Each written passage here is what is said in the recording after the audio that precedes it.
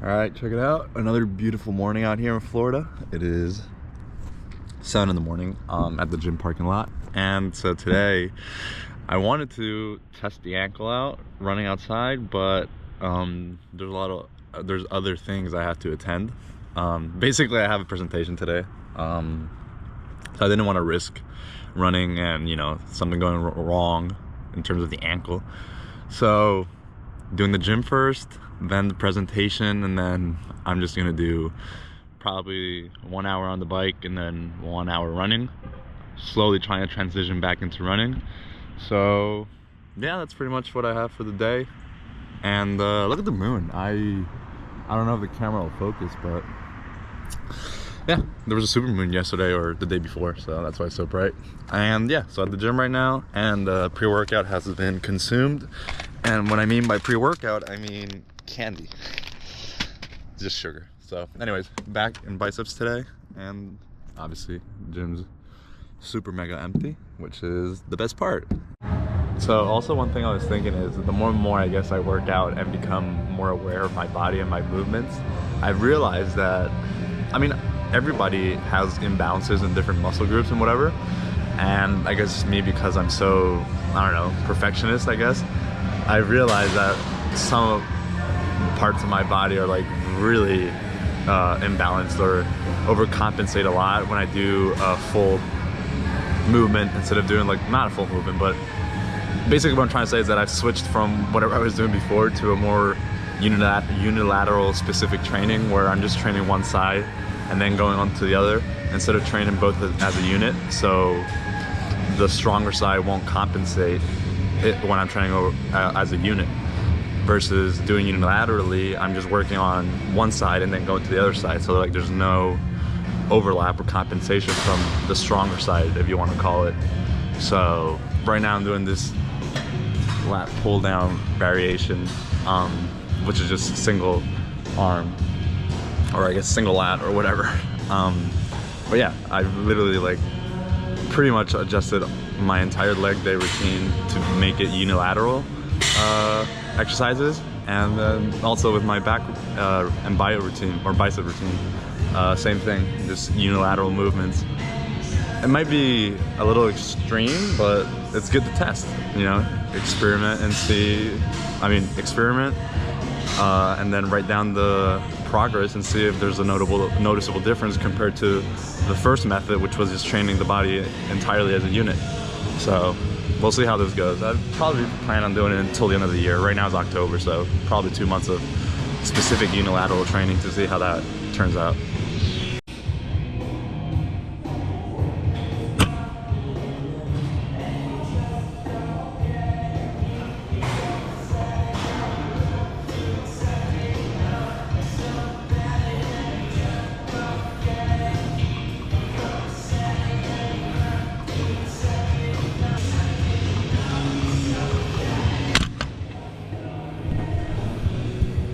That was still a warm-up set, but a lot of the movement when you're training, well, both unilaterally and as a unit, I guess, is even up to the position of your feet while you're pulling down, in this case for the lat, will affect how much of a stretch or how much of the muscle you feel. In this case, because of the lats, because they're connected, or the only muscle that connects upper part of the body to the lower part, I guess, to your glutes or whatever. Even the position of your feet will affect how you feel or how the exercise feels. So yeah, a lot of stuff to play around with, so that's the exciting part.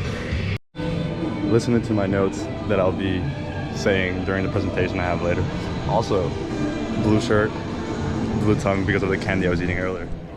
Gotta match the outfit completely.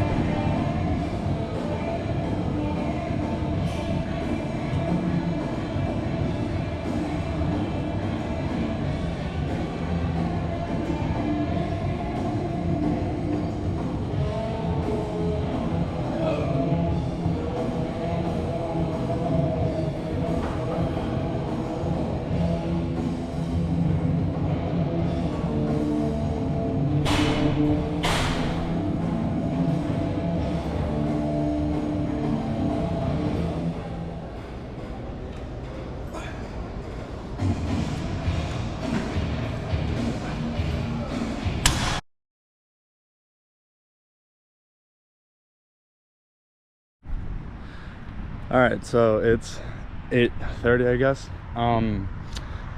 Finished the workout, pretty good, not a lot of people. And now probably, well, breakfast, and then I'm gonna practice a little bit more for the presentation, because I kind of know what I want to say, but we only have 10 minutes to say a lot.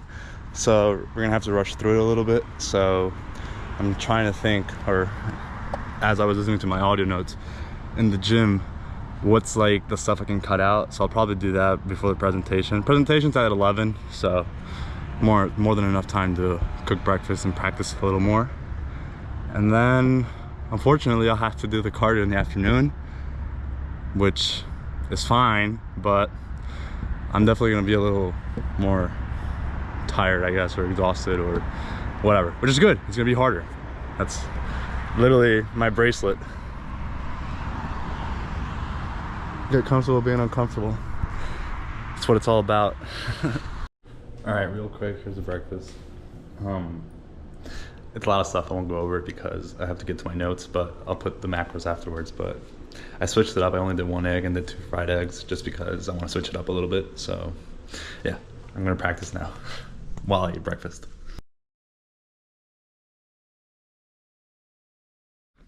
All right, check it out. All suited up. It's 10 a.m. We have to be at the meeting place at 11, or Marshall Student Center at 11. So I'm gonna meet with my team at 10:30. So I only have like maybe 20 minutes to go over the stuff. I feel prepared, but I could have been way more prepared. I feel like, I don't know. We'll see. I mean, that's how I feel. I could be completely wrong though, but I'm just gonna sharpen a few things here and yeah. My name's Jack, and I'm the associate. We also had Joao work with us. He can't make it here today. I'm Dante Goodman. And I'm Kushijana Das. So yeah, basically the stock price in the last 5 years is up 302%, and the main reason for this is because of the technological innovation, favorable policies, and the increase for solar demand. The key point from this chart essentially is August of 2022, passing of the Inflation Reduction Act, huge boost for the stock, and then May of 2024 again, a tariff hike imported on solar panels that are imported, also another huge boost for the stock. So favorable policies obviously benefit First Solar. Yeah, so company overview. First Solar is the leading American company in photovoltaic solutions, and pretty much their cutting edge technology is a key source for that.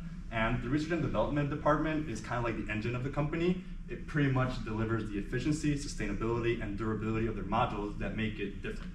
The production capacity growth, as we can see, it's evident the growth consistently has been growing, and for 2025, we expect to get 20,000 megawatts, which is 20 gigawatts. Global presence is across multiple continents, multiple offices and manufacturing facilities. The US mainly has an expansion program going on right now, manufacturing facilities in Alabama, Louisiana, and Ohio. And then historical performance, we can see that revenues have been consistently growing. So another reason why First Solar stands out, it's because of its unique manufacturing process. So unlike its silicon-based competitors, we have a vertically integrated process that allows us to produce modules in a streamlined process, whereas the silicon-based competitors have multiple factories and multiple processes to get to that point.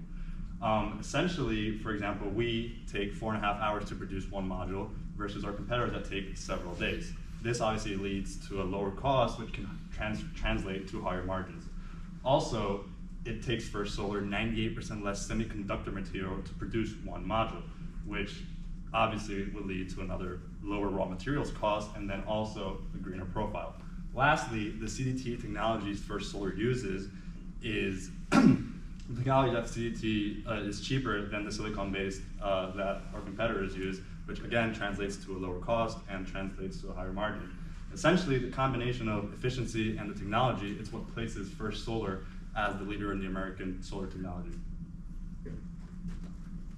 So, quick management team overview. Two most important people for this situation. Mark Widmar, our CEO, has been 9 years in the industry, or in the First Solar, and then Michael Erhan, the chairman, has been 24 years. So their experience in the industry and pretty much has placed First Solar where they are right now. And thanks to that time and experience in the industry, we've also had the compensation from BlackRock and Vanguard, who have also been investors in our company.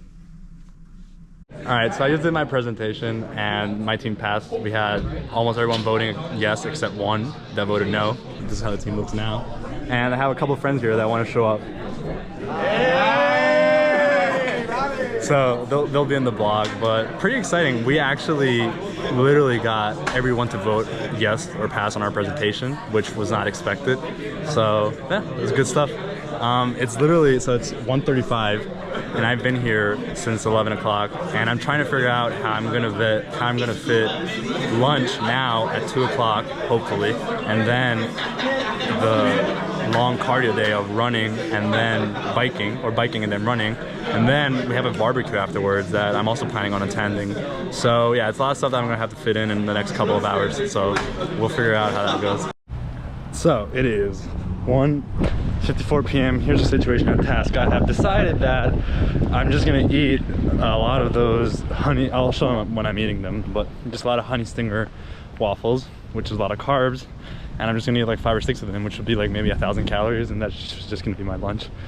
And it's not the best. It's gonna be a lot of sugar and I'm gonna churn up my stomach a lot, but I just don't want to go straight into the workout you know, without eating any food. And yeah, it's gonna be mainly food, carb wise. It's gonna be good practice for my stomach as well to digest just carbohydrates and fast absorbing or whatever it's called, fast digesting carbohydrates. So it's gonna be a good test for my stomach as well. So yeah, I'm just gonna eat a lot of those waffles because I'm trying to get my kids out of the bag, but I'm pretty much just not gonna eat lunch because it's gonna put too much time for my digestion. Like I would eat lunch now at 2, digest at 3, and we have the barbecue at 4:30, so if I were to do that I would just be too late. So that's what we're gonna be doing. So yeah, that's the plan. And yeah, so now back to my dorm, I'm gonna change clothes and then head to the gym, school gym. I already went to the other gym. All right, so it's 2:10, slightly behind schedule, but here's the plan. Like I said earlier, I'm not gonna eat lunch. Oh, I'm not gonna eat a, you know, conventional lunch. So each one of these is 140 or 150 calories. So I'm gonna eat 2 of these, so fine, 300 or 280. Let's make it 300 for the sake of the math. 300, so that's 600. Each one of these is 100, so 100 calories, because I'm doing 2. So that's 800. Then I'm gonna eat 2 of these or 3 of these, which is 25 calories, so maybe 4, so make it 100 calories. So then by then it'll be 900 calories.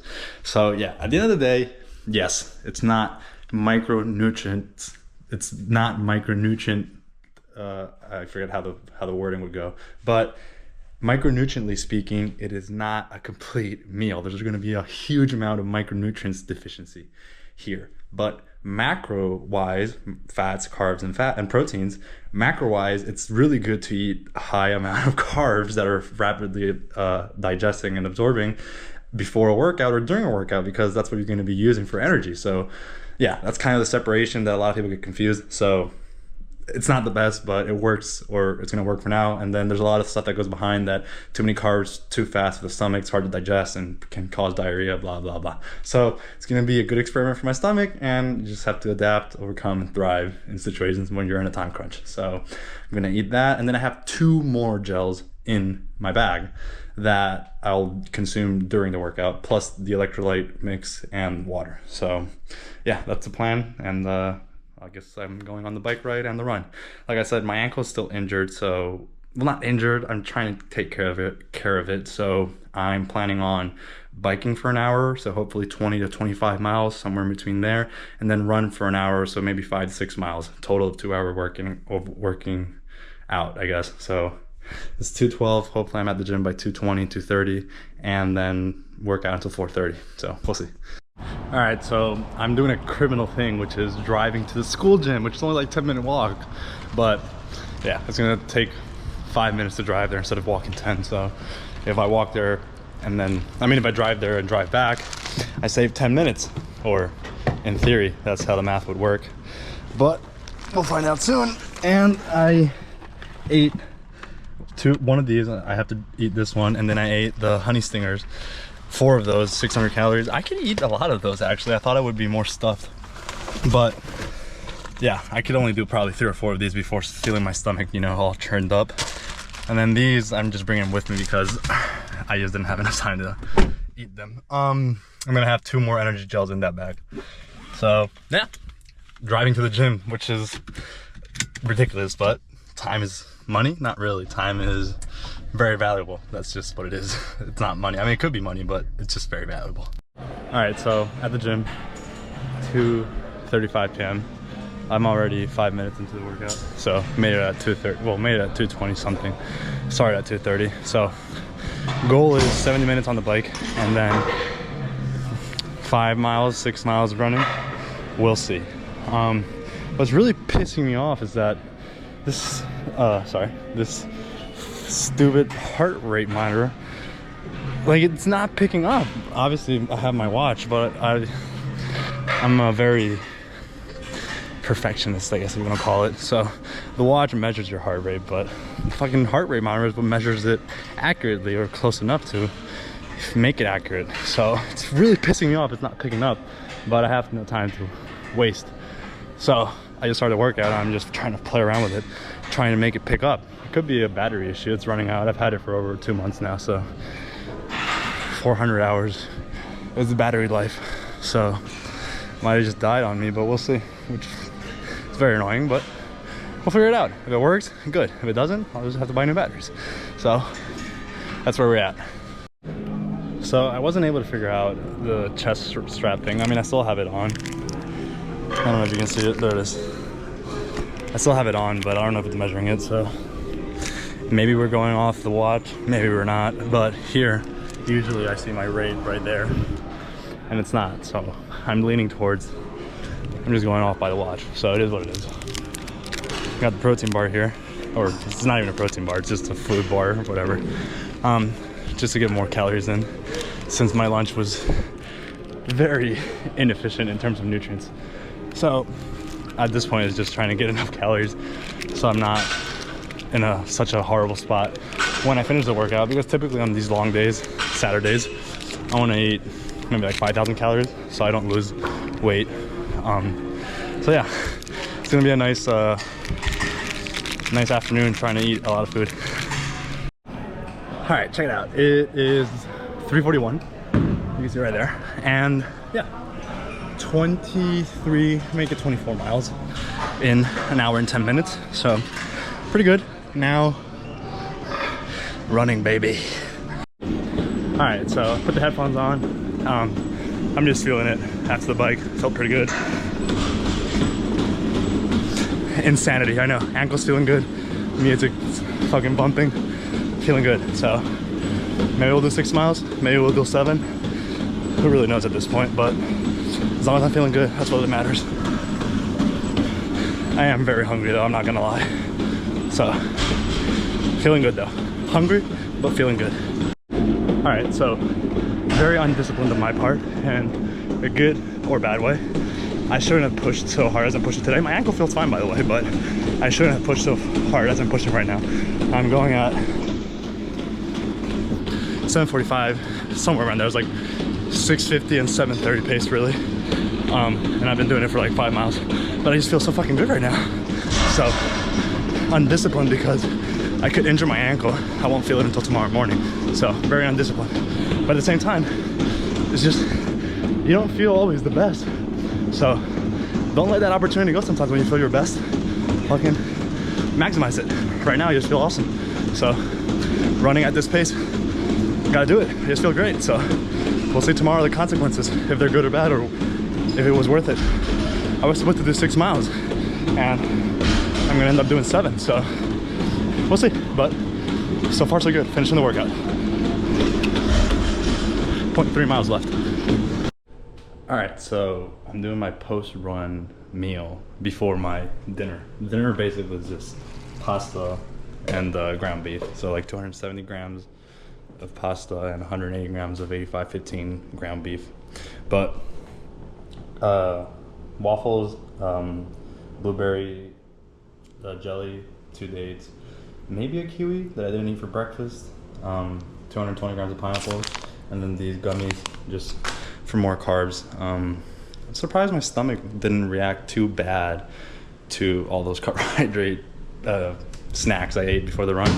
I thought it would be worse, but I could definitely feel like if I would have added a couple more, it could have started to get ugly. So it's good to know knowledge, I guess, for, you know, reference. But yeah, gonna eat that and then go to the barbecue with the investment team that I was presenting earlier. There's only 24 hours in a day and time's not gonna wait for you. So you just have to adapt how to maximize your time. So here we are, eating while walking. Obviously it's not the best for the digestive system, but you know, you gotta do some things sometimes that, you know, make you be comfortable being uncomfortable, I guess. But anyways, yeah, hopping on the car and going to the barbecue. Obviously I have to eat because I'm hungry and because I'm still in a noticeable deficit at the moment. Like I think I've eaten 3,800 or 3,900 calories. Probably burned upwards of 4,800 to 5,200, so still negative in the bank when it comes to calories. So hopefully we can eat a couple of extra calories at the barbecue to make that a little more even. All right, back from the barbecue. It's 7:27 now. My room is a complete mess because I was in such a time crunch today. Like I was just moving, throwing clothes away, haven't even made my bed. So my room is a complete mess. So I'll go ahead and clean that once I get to my room. But yeah, ate some steak. That's the only thing that's not going to be tracked on my calorie intake today, but I feel pretty confident that with the peanut butter sandwich I'll eat after I get back to my dorm and whatnot. Oh, look at that sunset. Pretty fucking nice. That's a nice surprise. Anyways, yeah, so wow, that looks really amazing. That is so sick. I just have to start, but like that is so sick how it spans. Like over there it's dark, but over there the sunset is kind of finishing. Anyways, what I was saying is that I was gonna eat peanut butter sandwich and maybe a couple other things. The calorie tracker or the macro tracker pretty much has a lot of carbs. Like I ate enough carbs, but I haven't eaten enough protein, which explains why my stomach is a little shaky. Let's call it shaky. It's a little churned up. I can notice a difference versus how I usually feel to what I feel now. I've obviously eaten more carbs, so of course there's gonna be a difference. Everything else constant. Anyways, they gave me also some I don't know why the contrast was like that. I guess it focused too much on the sunset. Anyways, they gave me from the barbecue some chicken heart.